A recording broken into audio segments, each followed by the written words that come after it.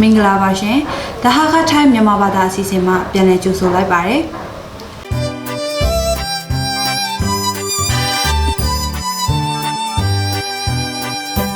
ရွေးကောက်ပွဲတွင်ဟာခမြို့နယ်အမျိုးသားလွှတ်တော်အမတ်နေရာမှာအနိုင်ရရှိခဲ့တဲ့ဘူးမွန်ဝုံကလုပ်ငန်းဆောင်ရွက်ရမယ့်အချက်၃ချက်ကိုပြောပြခဲ့ပါတယ်။ဟာခမြို့နယ်အမျိုးသားလွှတ်တော်မဲဆန္ဒနဲ့အမတ်စနစ်မှာအနိုင်ရရှိခဲ့တဲ့ဘူးမွန်ဝုံက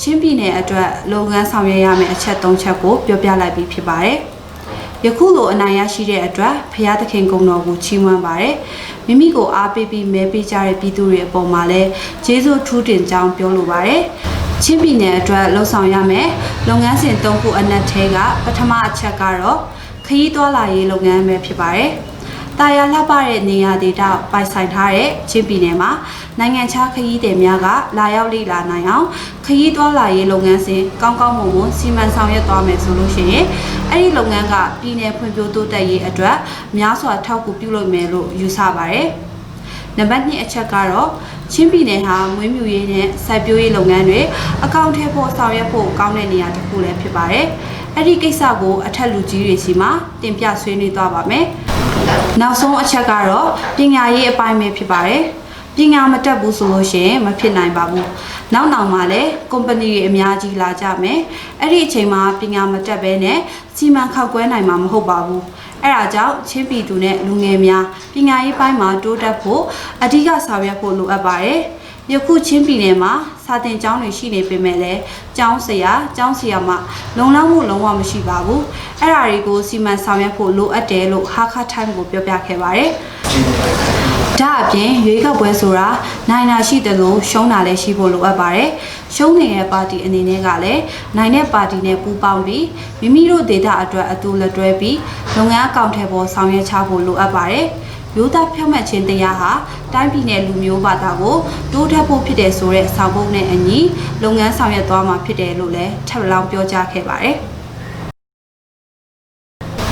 NLD ပါတီကရွေးကောက်ပွဲအနိုင်ရရှိခြင်းသည်ပြည်သူများကပါတီရဲ့လုပ်ငန်းအကောင့်ထဲပေါ်ဖို့အခြေအနေနဲ့အားကိုးအားထားထိုက်တဲ့ပါတီတစ်ခုဖြစ်သောကြောင့်ဖြစ်တယ်လို့ဒုတိယသမ္မတဦးဟန်နရီဗန်တယောက်ကဆိုမြန်မာနိုင်ငံအထွေထွေဒီမိုကရေစီရွေးကောက်ပွဲ၌ချင်းပြည်နယ်တွင်အမတ်နေရာ39နေရာရှိသည့်အနက် NLD ပါတီက36နေရာအနိုင်ရရှိခဲ့ပါတယ်။ယခုလို NLD ပါတီကအနိုင်ရရှိခဲ့တာဟာလွန်ခဲ့တဲ့နှစ်များမှာ NLD ပါတီအစိုးရကလုပ်ငန်းဆောင်ရွက်အကောင့်ထဲပေါ်နေတဲ့အပေါ်မူတည်ပြီးပြည်သူတွေကနားလည်သဘောပေါက်ချတာဖြစ်ပါတယ်။ယုံကြည်လောက်တဲ့ပါတီဖြစ်တယ်ဆိုတာနားလည်ကြလို့ဖျားသခင်နဲ့လူထုကြောင့်အနိုင်ရရှိတာဖြစ်ပါတယ်။ဒါကြောင့်တပီလုံး NLD ပါတီကိုစားနဲ့ကျွန်တော်ကိုယ်တိုင်လူထုအပေါ်ကျေးဇူးတင်တယ်လို့ဒုတိယသမ္မတဦးဟန်နရီဗန်တယောက်ကဟာခထိုင်းသတင်းဌာနကိုပြောပြခဲ့ပါတယ်။2020ရွေးကောက်ပွဲ၌ဒုတိယသမ္မတဝင်ပြိုင်သည့်ထန်တလန်မြို့နယ်တွင် NLD ပါတီမှရာခိုင်နှုန်းပြည့်အနိုင်ရရှိခဲ့ပါတယ်။ချင်းပြည်နယ်တွင် NLD ပါတီက94ရာခိုင်နှုန်းအနိုင်ရရှိကြောင်းသိရပါတယ်။ NLD ပါတီကတောင်ပြိုကမ်းပြိုအနိုင်ရသည့်အတွက်ဝမ်ပန်းတတာကျိုးဆိုကြောင်းပူးထားဟဲဆိုရွေးကောက်ပွဲ၌တက်နိုင်သည့်အနေအထားဖြင့်မိမိတို့အမျိုးသားအတွက်စ조사လုပ်ဆောင်ရန်တတိပုဂ္ဂလမှဝင်ပြိုင်တော်လဲ NLD ပါတီကတောင်ပြိုကမ်းပြိုအနိုင်ရသည့်အပေါ်ဝမ်ပန်းတတာကျိုးဆိုကြောင်းပူးထားဟဲကပြောဆိုလိုက်ပါတယ်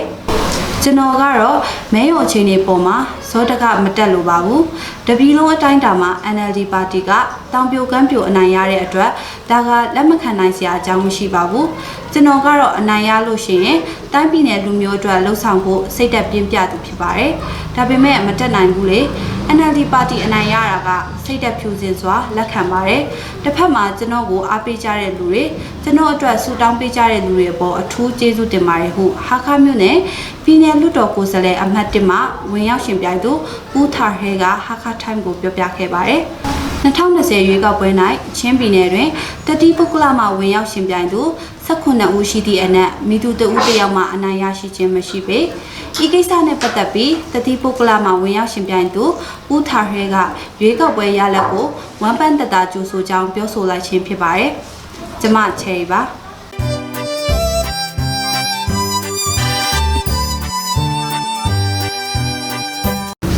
ကလေးမျိုးလှိုင်းသားရရွက်ကတွင်ရေတွင်ခန်းချောင်းနေပါတဲ့ဖြင့်တောက်တုံးရေလှူဒန်းနေရလို့သိရှိရပါတယ်။ကလေးမျိုးလှိုင်းသားရရွက်ကနေရတချို့တွင်ရေတွင်ခန်းချောင်းနေပါတဲ့ဖြင့်ကလေးလွန်ပင်အဖွဲ့ကတောက်တုံးရေလှူဒန်းနေကြောင်းသိရှိရပါတယ်။ဒီကိစ္စနဲ့ပတ်သက်ပြီးကလေးမျိုးလှိုင်းသားရရွက်ကအုပ်ချုပ်ရေးမှူးပူလရင်ခုကရေတွင်တွေအကျဉ်းနှစ်တွေထက်အစိုးရခန်းချောင်းနေတယ်။ရက်ကွက်တစ်ခုလုံးတော့မဟုတ်ပါဘူး။တရက်ကွက်မှာအင်ချေနှစ်ခုသုံးခုအောက်စာခန်းချောင်းနေတာဖြစ်တယ်။အဲ့ဒါကိုကလေးလွန်ပင်အဖွဲ့ကရေလှူဒန်းတာဖြစ်တယ်။ကျွန်တော်ရေတွင်လဲခန်းနဲ့ဒါပေမဲ့မနေ့နဲ့ညနေပိုင်းမှာတော့ရင်းနေထွက်လာတယ်။အရင်ဘက်ကနေရေတွင်ခန်းတာစတင်တာဖြစ်တယ်လို့ The Hakka Times တို့ပြောပြခဲ့ပါတယ်။ရေတွင်အများစုခန်းချောင်းနေပေမဲ့ရက်ကွက်ထဲမှာကောင်းတဲ့ရေတွင်တွေလည်းရှိနေတယ်။ရက်ကွက်အမှတ်3နဲ့အမှတ်4တွေမှာရေတွင်ကောင်းတာတွေရှိတာကြောင့်အဲ့ဒါမှသွားခတ်လို့ရတဲ့အတွက်အခက်အခဲတော်တော်ကြုံတွေ့နေတာတော့မဟုတ်သေးပါဘူးဟုအုပ်ချုပ်ရေးကဆိုပါတယ်။ကလေးမျိုးလှိုင်းသားရရက်ကွက်အပြင်တခြားရက်ကွက်များတွင်လည်းရေတွင်ခန်းချောင်းမှုနေရာကွက်ကြားတွင်ရှိနေကြောင်းသိရှိရပါတယ်။ဒီခေတ်နှစ်များတွင်အပရလမှစတင်ပြီးရေတွင်ခန်းချောင်းမှုဖြစ်နေတော့လေယခုနှစ်တွင်မူအစောကြီးရေတွင်ခန်းချောင်းနေတာကြောင့်ဒေတာခန်လူထုအံ့ဩနေကြကြောင်းသိရှိရပါတယ်။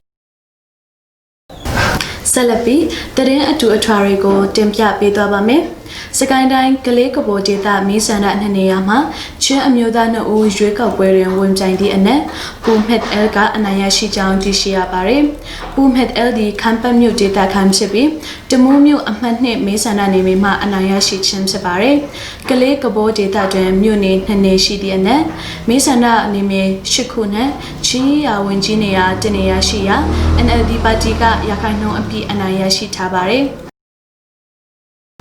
နိုဝင်ဘာလ10ရက်နေ့၌ကလေးမြို့တွင် COVID-19 ရောဂါပိုးရှိသူ9ဦးထပ်မံတွေ့ရှိထားပါတယ်။ COVID-19 ရောဂါဖြင့် home quarantine ၌ဆောင်းရှောက်နေသောအသက်82နှစ်ရှိသူ2ဦးသေဆုံးကြောင်းနဲ့ကလေးမြို့တွင် COVID-19 ရောဂါရှိသူ119ဦးရှိပြီဖြစ်ကြောင်းသိရှိရပါတယ်။ကလေးမြို့တွင် COVID-19 ပိုးတွေ့သူ82ဦးကျန်းမာရေးသက်သာလာပြီဖြစ်ပြီးယခုတိုင်းရင်းပြည်သူ့စေယုံနဲ့အစိုးရဝန်ထမ်းများအဆောင်တွင်46ဦးဆောင်းရှောက်နေစေဖြစ်ကြောင်းသိရှိရပါတယ်။